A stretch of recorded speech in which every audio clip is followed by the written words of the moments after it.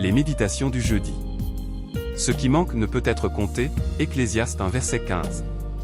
Les personnes qui n'ont pas pris du temps pour lire la Bible, la parole de Dieu, passent vraiment à côté d'une source inépuisable qui désaltère tous ceux qui sont avides de connaissances. C'est à raison qu'Ésaïe dit, consultez le livre de l'Éternel, et lisez. Aucun d'eux ne fera défaut, ni l'un ni l'autre ne manqueront, car sa bouche l'a ordonné. Ésaïe 34 verset 16. Et dans Ecclésiaste 9 verset 1 nous lisons, les hommes ne savent rien, tout est devant eux. C'est en cela que l'amour de Dieu est parfait. Victor Hugo, militant pour l'instruction gratuite des masses afin de détruire la pauvreté qui est la cause de plusieurs injustices, disait déjà dans son livre Claude Gueux, souvenez-vous qu'il y a un livre, plus ancien que la charte de 1830, c'est l'Écriture sainte. Donc encenser les villages d'évangile. Une Bible par cabane. Que chaque livre et chaque chant produisent à eux deux un travailleur moral. Il n'est donc plus nécessaire de démontrer que la Bible est la source de toute connaissance. Notre société souffre du refus de voir en la Bible la solution à nos problèmes, et la volonté prononcée de chercher à la contredire. Dans le livre d'Ecclésiaste 1 verset 15, il nous est dit que nous ne pouvons compter ce qui manque. Pour résoudre ces problèmes, notre société a fini par en causer de plus sérieux à l'homme. Elle nous a appris à compter ce qui manque. On nous a enseigné l'ensemble R des nombres négatifs, c'est-à-dire les nombres qui sont inférieurs à 0. Nous savons que 0 exprime une absence, un vide, le néant.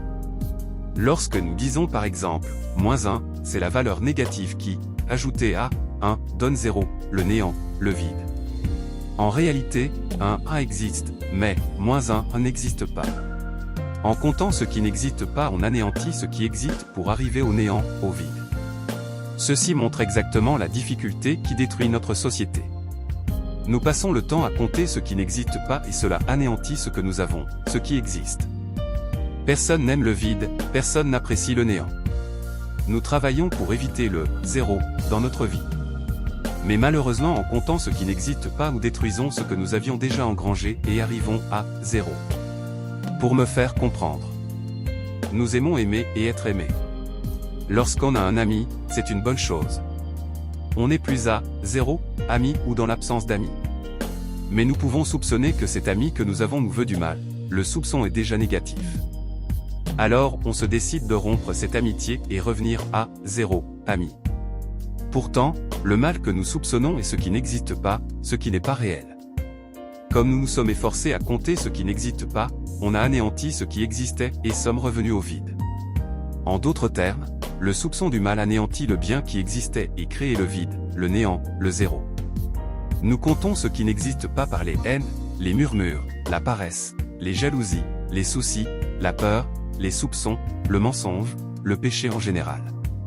Or, l'homme devait travailler pour toujours s'éloigner du vide, de zéro. Mais nous voyons que nos efforts finissent toujours par nous ramener à zéro. Afin de nous éviter de rentrer toujours à zéro, l'apôtre Paul, renforçant la leçon donnée par le Seigneur Jésus-Christ sur l'amour, nous demande d'avoir de la charité, dans ce passage de 1 Corinthiens 13, qui est une ode à l'amour, à la charité. Et quand je distribuerai tous mes biens pour la nourriture des pauvres, quand je livrerai même mon corps pour être brûlé, si je n'ai pas la charité, cela ne me sert de rien. La charité est patiente, elle est pleine de bonté, la charité n'est point envieuse, la charité ne se vante point, elle ne s'enfle point d'orgueil, elle ne fait rien de malhonnête, elle ne cherche point son intérêt, elle ne s'irrite point, elle ne soupçonne point le mal, elle ne se réjouit point de l'injustice, mais elle se réjouit de la vérité, elle excuse tout, elle croit tout, elle espère tout, elle supporte tout. La charité ne périt jamais. Les prophéties prendront fin, les langues cesseront, la connaissance disparaîtra. En d'autres termes, par la charité nous apprenons à compter seulement ce qui existe et nous nous éloignons du vide et du néant. En faisant le mal nous détruisons tous nos efforts de bonheur et sommes étonnés des vides que nous avons en nous et autour de nous. Refusons les actions négatives et nous serons remplis de tout bien et ce avec abondance. Si cette méditation vous a intéressé, passez-la à vos amis. https://www.facebook.com/landry.pasteur. Pour les questions au sujet de votre âme, écrivez au Pasteur Tchana Landry. Tel, +237 677 32 52 81. https://www.facebook.com/1000328455751/post/452058508070876/point d'interrogation Ne manquez pas nos émissions sur la radio Jésus-Christ Roi des Rois, en modulation de fréquence sur 95.0 FM à Yaoundé et ses environs.